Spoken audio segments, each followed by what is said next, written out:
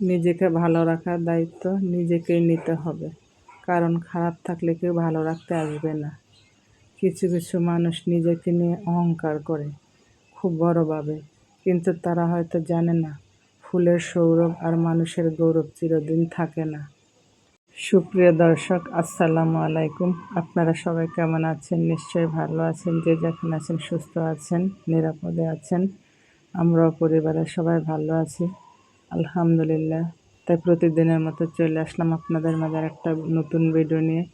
কেমন আছেন আমার সমস্ত আপুরা? নিশ্চয়ই ভালো আছেন। যে যেখানে আছেন সুস্থ আছেন, নিরাপদে আছেন। আর আজকে আমি কী কী কাজ করলাম তা ভিডিওর মাঝে তুলে ধরলাম। ভিডিওটি স্কিপ না করে সবাই দেখতে থাকুন। আর আজকে আমি ভিডিওটি শুরু করলাম হলো সকাল থেকে। সকালে ঘুম থেকে আগে উঠে আমি ফ্রেশ হয়ে নিয়েছি। পরে কতগুলো আতপ চাল ছিল রাতে ভিজিয়ে রেখেছি। সকালে ঘুম থেকে উঠে এগুলাকে ব্লেন্ডার দিয়ে ব্লেন্ড করে নিয়েছি পিঠা বানানোর জন্য। আর এই আতপ চালগুলো আমার বাসায় অনেক দিন হয় ছিল।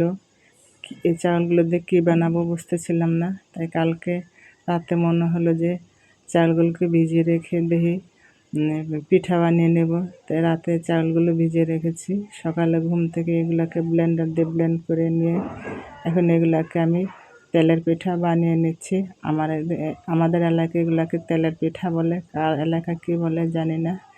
যাই হোক, কথা বলতে বলতে আমি এদিকে পিঠাগুলোকে বানিয়ে নিচ্ছি। আর পিঠাগুলো বেশ মাশাআল্লাহ খুব ভালো সুন্দর ফুলতেছিল, দেখতে ভালোই লাগছে। আর আমি এই পিঠাগুলো বানানোর সময় খুব ভয়ে ভয়ে ছিলাম যে পিঠাগুলো বানাবো, যে পিঠাগুলো ভালো হয় না কি হয় না ওই ফুলে। যাই হোক, মাশাআল্লাহ পিঠাগুলো খুব সুন্দর বড় হয়ে ফুলকো হয়ে ফুলতেছে। আর পিঠাগুলো এক এক করে আমি সুন্দর করে বানিয়ে নিচ্ছি। যাই হোক, কথা বলতে বলতে আমি আমার আপুদের কাছে একটা রিকোয়েস্ট করে নিচ্ছি, যারা আমার ভিডিওটি দেখছেন প্লিজ আমার ভিডিওতে একটা লাইক দিয়ে ভিডিওটি কন্টিনিউ করুন, কারণ আপনাদের একটা লাইক আমাকে অনেক দূর এগিয়ে নিয়ে যেতে পারে এবং কাজ করার উৎসাহ যোগায়। আর আমার কথার মধ্যে কোনো ভুল ত্রুটি হলে আমাকে ক্ষমা করে দিবেন। আর কথা বলতে বলতে এদিকে আমার পিঠাগুলো বানিয়ে নেওয়া হয়েছে। আর আমার ছেলে ঘুম থেকে উঠে বলতেছে, আম্মু আমাকে পিঠা দাও, পিঠা দাও। ওর মিষ্টি জাতীয় খাবার খুবই পছন্দ করে। আর বাসায় কোনো মিষ্টি জাতীয় খাবার বিশেষ করে বানানো হয় আমার ছেলের জন্য, আমি বেশি একটা খাই না। যাই হোক, কথা বলতে বলতে সকালে আমি পিঠা বানিয়ে নাস্তা খেয়ে নিয়েছি। আর অফ ক্যামেরায় দুপুরে রান্না বান্নার জন্য সব কিছু কেটে কুটে ধুয়ে রেডি করে নিয়েছি। আর এখন রান্না বসিয়ে দিয়েছি। আর এই শাকটা হচ্ছে হলো থানকুনি পাতা, আমি সবজি বাজার থেকে কিনে নিয়ে আসছি। এটাকে আলু দিয়ে ভাজি করলেও ভালো লাগে, আবার এরকম করে মরিচ রসুন দিয়ে ভালো করে এগুলোকে টেলে নিয়ে ভর্তা বানালেও খুব ভালো লাগে। তাই আজকে এগুলোকে টেলে নিয়ে ভর্তা বানিয়ে নিচ্ছি। আর ভর্তাটা বানানোর পর গরম ভাত দিয়ে খেতে খুবই ভালো লাগছে। একটা স্বাস্থ্যকর জিনিস, এটা পেটের পীড়ার জন্য খুবই ভালো। যাই হোক, আমি ভর্তাটাকে বানিয়ে নিয়ে এখন মাছ তরকারি রান্নার জন্য মাছগুলোকে ভেজে নিচ্ছি। আর আমার পরিবারের জন্য দোয়া করবেন। আমিও সবার জন্য দোয়া করি আল্লাহ পাক যাতে সবাইকে ভালো রাখে, সুস্থ রাখে, নিরাপদে রাখে। আর আমি কতদিন যাবৎ একটু ভয়ের মধ্যে আতঙ্কের মধ্যে আছি, কারণ আমার বাচ্চাটা খুব দুষ্টামি করে। হ্যাঁ, সবসময় দুষ্টামি করে। আগে এত ভয় পাইতাম না, ইদানিং একে নিয়ে খুব ভয় পাই, খুব আতঙ্কে থাকি।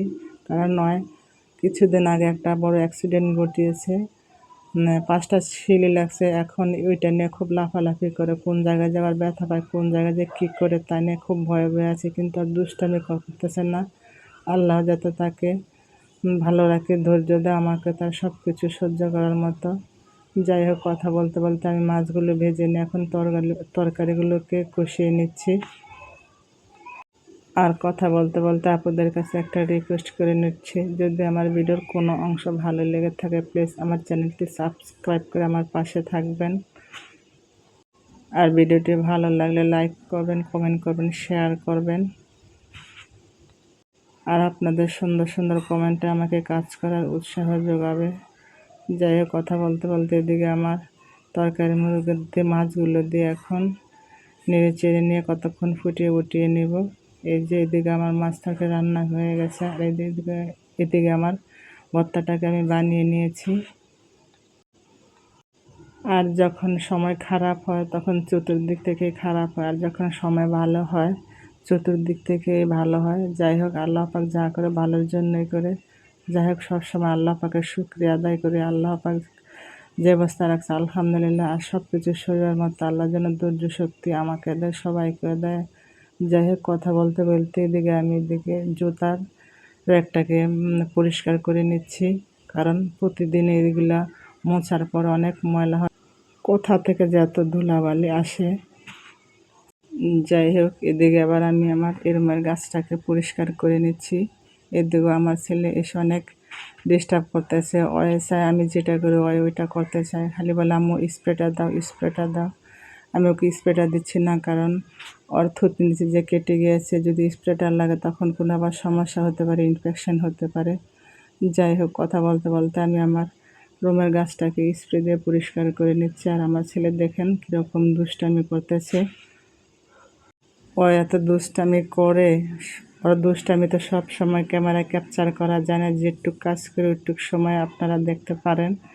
যাই হোক, কথা বলতে বলতে বাইরে গিয়েছিলাম একটু সবজি আনার জন্য। এই যে কিছু সবজি এনেছি, দেখেন এদিকেও আমার ছেলে কীরকম করতেছে। কি করব, আল্লাহ যাতে ওকে শান্ত করে দেয় এই দোয়া করি। আর এদিকে দেখেন আমার ছেলে আমার ওড়না পরে কি হাসাহাসি করতেছে, তাই আমি একটু ভিডিও করে নিয়েছি।